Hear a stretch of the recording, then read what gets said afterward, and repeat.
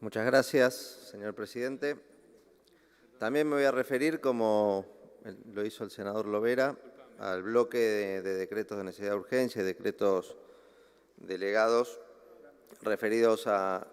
temas vinculados con la producción y el trabajo. Primero quiero decir que adhiero absolutamente a todas las palabras que ha mencionado el presidente de la Comisión de Legislación del Trabajo, representante sindical y querido compañero Lovera, que ha sido muy claro y concreto. Pero teniendo en cuenta el espíritu que hoy empezó a instalarse de mayor diálogo, comprensión, colaboración, de unirnos por los intereses superiores, me parece que la pandemia y este conjunto de decretos de necesidad de urgencia deberían ponernos en ese lugar, en el lugar de tirar todos para el mismo lado. Hemos tenido discusiones en la Comisión Bicameral de Trámite Legislativo donde creo que priorizando el enfrentamiento partidario, se buscaban argumentos de donde no se encontraban para tratar de oponerse a la validez de estos DNU que hoy estamos tratando. DNUs que no tengo la menor duda, cumplen los requisitos formales y sustanciales que establece la Constitución Nacional y que se encuentran acabadamente cumplidos, como creo que en pocos casos en la historia legislativa argentina. Los requisitos formales, por supuesto que están cumplidos, el hecho de que se haya dictado en acuerdo de ministros y que se haya enviado dentro de los 10 días a la Comisión Bicameral, pero sobre todo los requisitos sustanciales que establece la Constitución de la necesidad y la urgencia. La Constitución dice que cuando hubiera circunstancias excepcionales que hicieran imposible seguir el tratamiento ordinario de las leyes, el Poder Ejecutivo puede dictar estos decretos de necesidad y urgencia. Y creo que en la facultad hay pocos ejemplos más claros y concretos para explicar cuándo es posible, cuándo se justifican, cuándo se habilita esta excepción que es el dictado de decretos de necesidad de urgencia, son situaciones como esta, una pandemia no nacional, mundial, que obliga al Poder Ejecutivo a tomar decisiones urgentes y cambiantes, porque ahora ha pasado un tiempo y ya algunas nociones tenemos, pero hay que recordar cómo era la situación en la Argentina y en el mundo a medida que avanzaba esta pandemia y que íbamos sin saber recorriendo ese triste tránsito de una enfermedad, de un virus que afectó a miles de familias en la Argentina y en el mundo. Y para tomar decisiones que permitan evitar muertes, evitar contagios, ir tomando medidas de precaución, era día a día la batalla. Era día a día, como también lo fue la decisión de tomar medidas para proteger a las personas, a las empresas,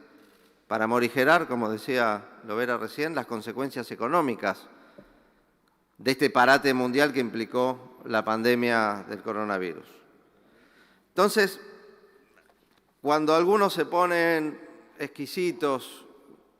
en paladines estrictos de la calidad institucional, del republicanismo, quiero decir que en este caso estamos tratando decretos de necesidad y urgencia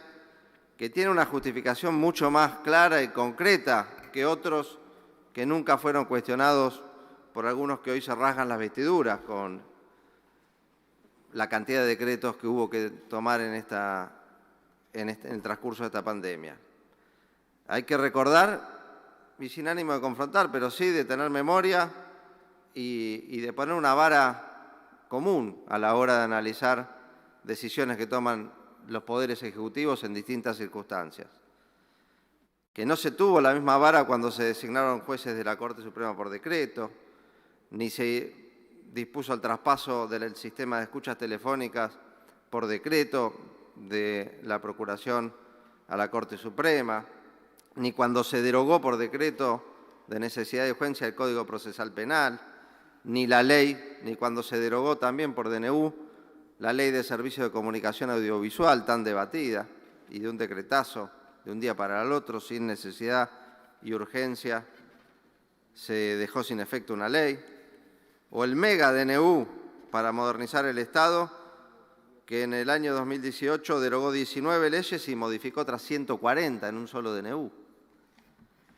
Ni hablar la falta de tratamiento legislativo de uno de los problemas más trascendentes que hoy tenemos que afrontar, que es el endeudamiento brutal, enorme y récord que se produjo en la Argentina durante el gobierno anterior, o decretos también que rozan el escándalo o son directamente escandalosos, como aquel que observó parcialmente una ley que se había votado por un consenso para impedir que los familiares de los funcionarios pudieran blanquear, y por un decreto se permitió y efectivamente se logró que familiares del expresidente de la Nación pudiera blanquear siderales sumas de dinero que tenían negro fuera del país. Pero yendo al contenido de fondo de estos DNU que estamos discutiendo ahora, ya muy bien el senador Snopeck habló sobre los DNU del distanciamiento y del aislamiento social preventivo obligatorio. Yendo más al contenido, a la discusión, yo entiendo que acá haya debate y haya discusiones y diferencias sobre la orientación que tienen estos decretos de necesidad de urgencia. Y son muy coherentes los DNU que mencionaba recién Daniel Lovera para proteger el trabajo y la producción, que se tomaron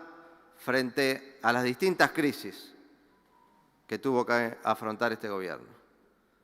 Digo distintas crisis porque el primer DNU que estamos tratando fue antes de la pandemia y tiene que ver con una crisis anterior, generada en el empleo, en el trabajo, en la producción, que tuvo como causa, sin ninguna duda, un plan económico que generó que en poco tiempo pasáramos de tener una desocupación del 5,9% en diciembre de 2015 al 9,8%, casi el 10% en el año 2019 cuando Macri entrega el gobierno. Que se perdieran o cerraran 23.000 empresas en ese periodo de 4 años. Que más de 240.000 personas en la Argentina perdieran su trabajo. Una crisis en el empleo, en la producción, generada por decisiones políticas, por un plan económico, por medidas de política económica concretas y que nosotros cuestionamos. Y que costaba mucho más revertir, también producto de las condiciones en las que el Gobierno Nacional recibió el país en diciembre de 2019, con una deuda externa que, sin ninguna duda, condicionaba cualquier otra decisión profunda que se pudiera tomar. Pero generamos en la Argentina este desempleo, este cierre de empresas por la apertura de las importaciones, por la liberalización de la economía, la fuga de capitales, la promoción de la llegada de capitales golondrina, de inversiones especulativas, de la bicicleta financiera otra vez en la Argentina y la apertura de las fronteras para que haya fuga de capitales, por el recorte del gasto público, por ese enfriamiento de la economía. Y el peronismo siempre